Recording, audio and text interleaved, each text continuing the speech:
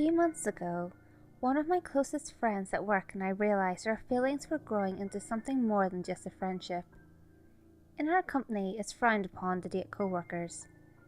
Technically, not against the rules, but frowned upon. When we decided to take our relationship to the next level, we decided it was best for both of us to keep it private. At least, for a while. He lived out in the country, over 40 minutes away from work and where I lived. It was perfect.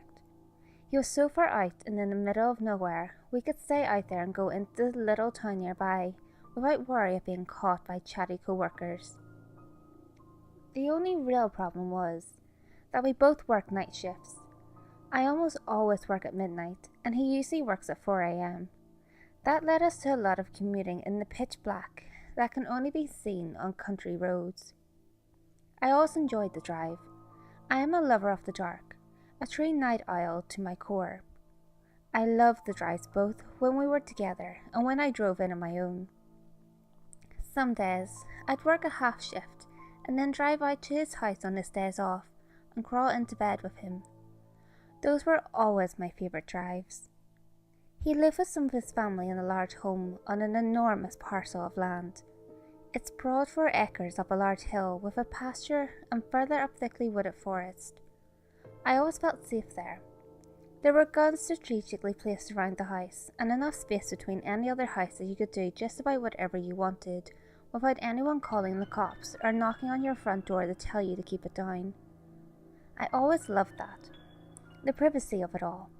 I joked on several occasions that the only downfall would be if you needed medical or any other emergency services, that it would take them forever to get out there, and once they did, they might not even be able to find the place. The first time we made love was a few weeks after we started seeing each other. It was on a dark, cool night when there was a meteor shower. We carried a giant pile of blankets out to the top of the pasture, just before the woods, and lay down.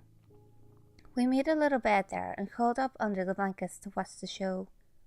After an hour or so of talking and holding hands, things escalated. Just as things were starting to get heated, I had the oddest feeling of being watched.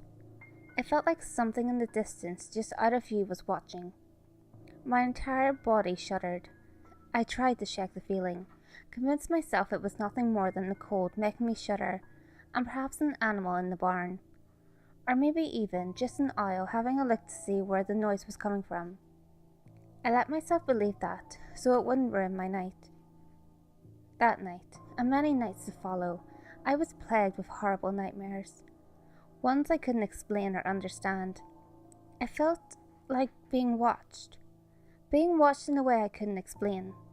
I almost felt like if I could just stay asleep for just one more minute, I could see what it was that was so interested in me. I often woke up in a pool of sweat, tears streaming down my face. The relationship was still new, and I didn't want him to think I was crazy, so I kept it to myself. At some point, I realized it only ever happened out there. I slept dreamlessly in my own bed. I began to sleep over less and less over the next couple of months, as the dreams only became more vivid. This is, until I realized I was afraid to sleep alone. The dreams began to haunt my waking life as well. One night, I fell asleep before him. He was watching TV and having a couple of beers when he said he heard me. I had been whimpering in my sleep, and when he walked over to check on me, he could see the tears rolling down my cheeks. He shook me and shook me, saying my name louder after each effort. When I awoke, it was all of a sudden and with a scream.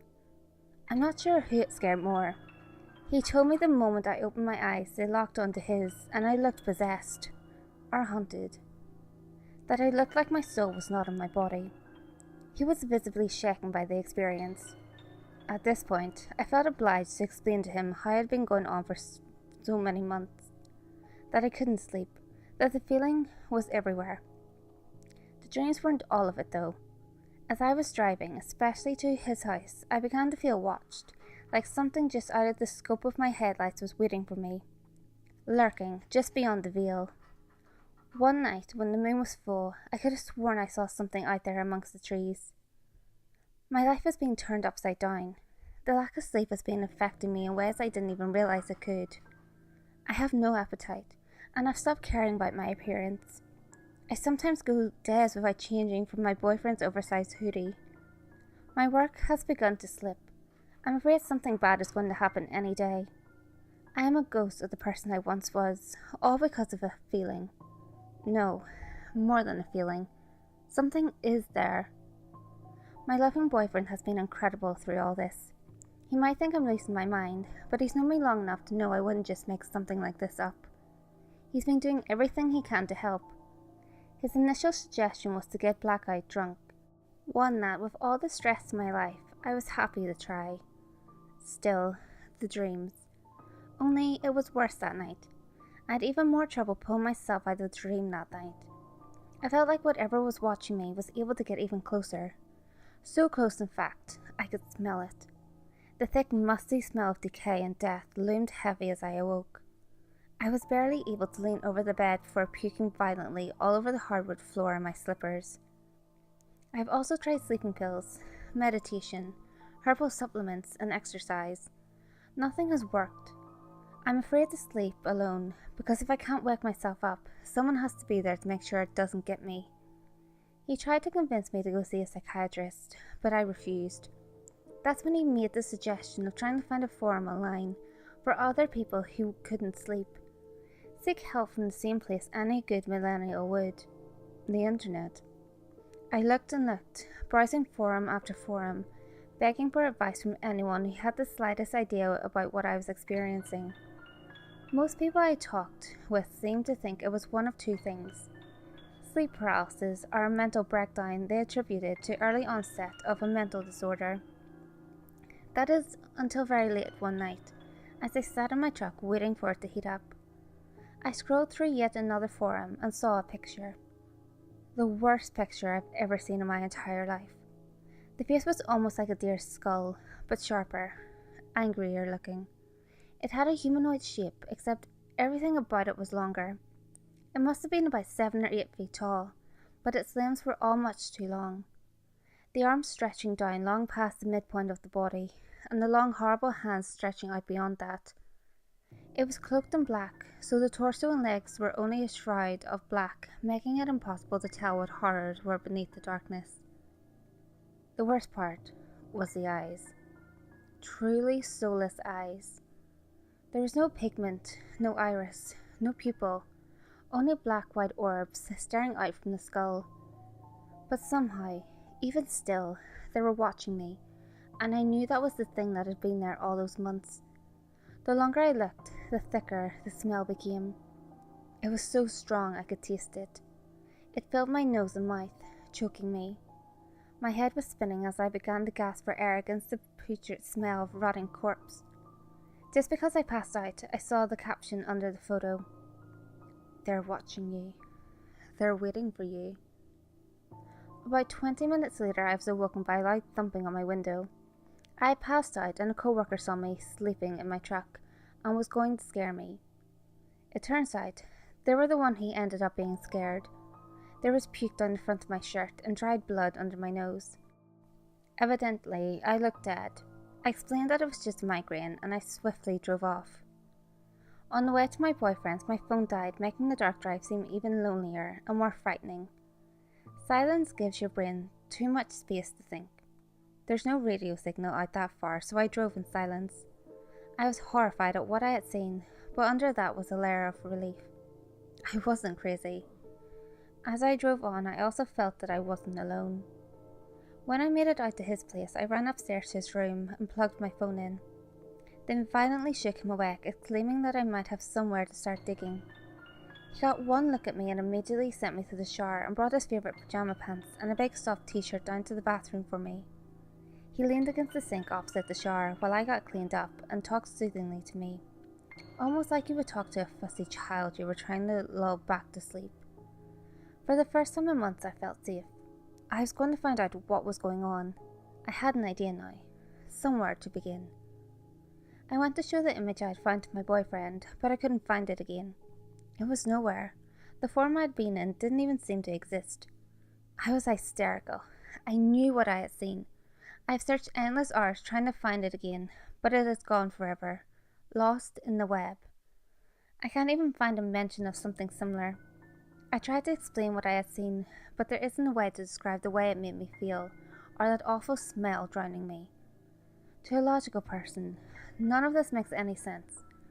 My boyfriend was no exception, but his love for me let him break away from that, to at least explore the possibility that I was being watched by this demon, this monster, this thing.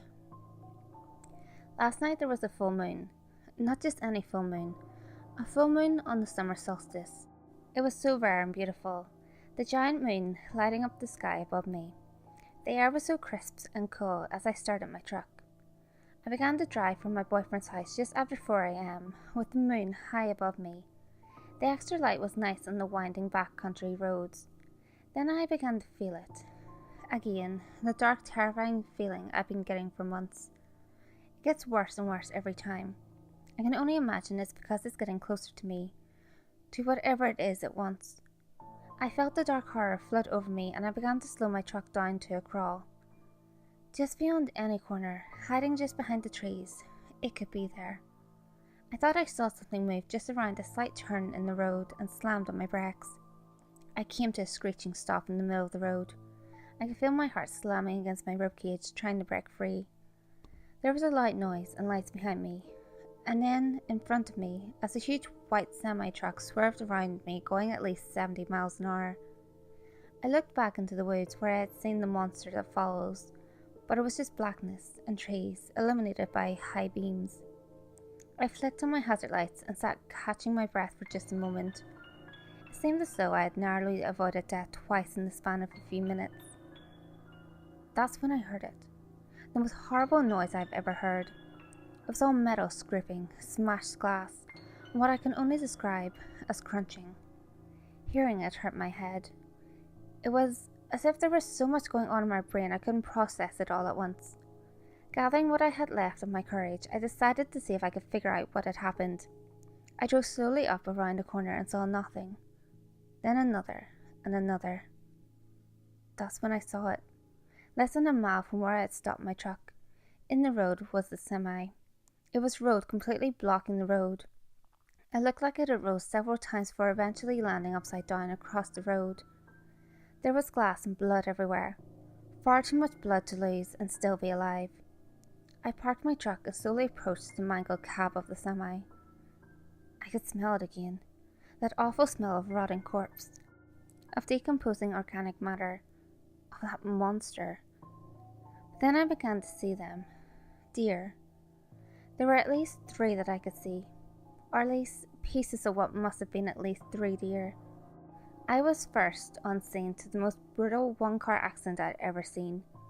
I did what I could to help, called 911, checked on the driver, but there was nothing I could do but to make sure that the semi wasn't going to burst into flames. As I stood there waiting for emergency services to show up, I saw it again. The monster, the demon, whatever you want to call it. It was there, watching me just like always. I could smell it getting closer and closer to me. I stared out at it, making contact with its deep, soulless eyes. In that moment, I felt almost comfortable with it, almost pulled towards it. It began to slowly move towards me. Not walk, not run, just move. It was drawing me towards it, and I obliged. I was so tired and so done with being scared that I just did what it wanted. I walked slowly towards it, the terror in my chest subsiding.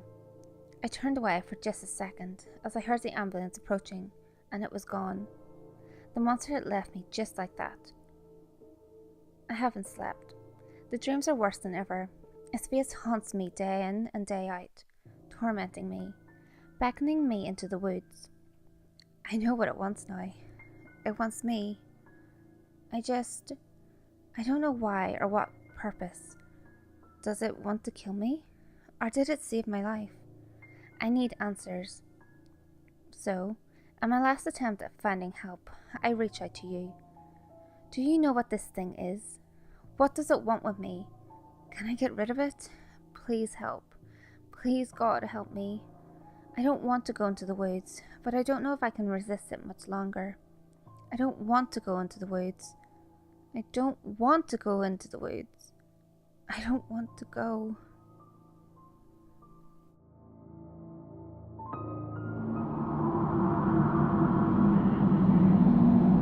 Hey guys, if you enjoyed this video, give it a thumbs up and share it with your friends. You can also leave a comment below. All feedback, good or otherwise, is always appreciated. If you have any creepy stories of your own, or have any topics that you would like me to cover, feel free to send them in via any of my social media. You can find all links to my social media in the description below. Until next time guys, make sure you lock your doors, stay safe, and I'll see you next video.